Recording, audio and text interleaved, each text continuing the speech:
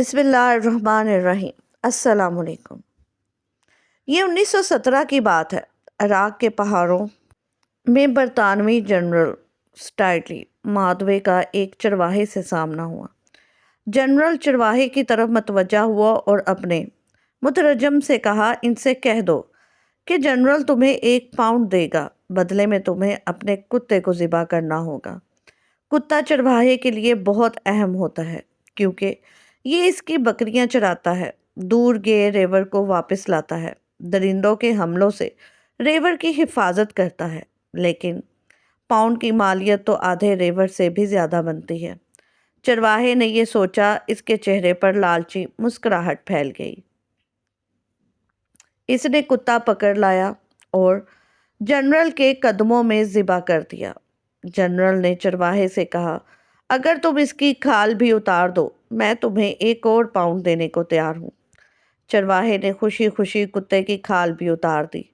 General نے کہا، میں مزید 1 اور پاؤنڈ دینے کے لیے تیار ہوں اگر تم اس کے ٹکڑے بھی بنا دو۔ چرواہے نے فوری یہ آفر بھی قبول کر لی۔ جنرل چرواہے کو 3 پاؤنڈ دے کر چلتا بنا۔ جنرل چند قدم آگے گیا تھا کہ اسے پیچھے سے چرواہے کی آواز سنائی دی۔ وہ پیچھے پیچھے آ رہا تھا اور کہہ رہا تھا، جنرل اگر میں کتے کا گوشت کھا لوں آپ مجھے 1 اور پاؤنڈ دیں گے؟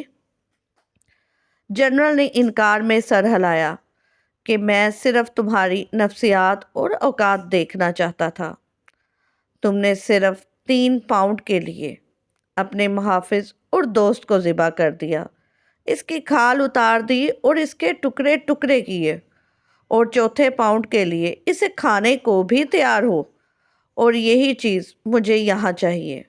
پھر جنرل اپنے ساتھیوں سے مخاطب ہوا کہ اس قوم کے لوگوں کی سوچیں یہ ہیں، لہٰذا تمہیں ان سے خوف زدہ ہونے کی ضرورت نہیں ہے۔ آج یہی حال مسلم ملکوں اور معاشروں کا ہے۔ اپنی چھوٹی سی مصلحت اور ضرورت کے لیے اپنی سب سے قیمتی اور اہم چیز کا سودا کر دیتے ہیں۔ آج ہمارے درمیان، ہمارے ملکوں میں کتنے ہی ایسے چرواہے ہیں جو نہ صرف کتے کا گوشت کھانے کے لیے تیار ہیں بلکہ اپنے ہم وطن بھائیوں کا گوشت کھا رہے ہیں اور چند ٹکڑوں کے عوض اپنا وطن بیچ رہے ہیں۔ ڈاکٹر علی الوردی کی عربی کتاب لمحات اجتماعیہ من تاریخ العراق سے ماخوذ منقول۔ اگر آپ کو یہ ویڈیو اچھی لگی ہو تو سبسکرائب ضرور کیجیے گا، شیئر کرنا مت بھولیے گا۔ شکریہ۔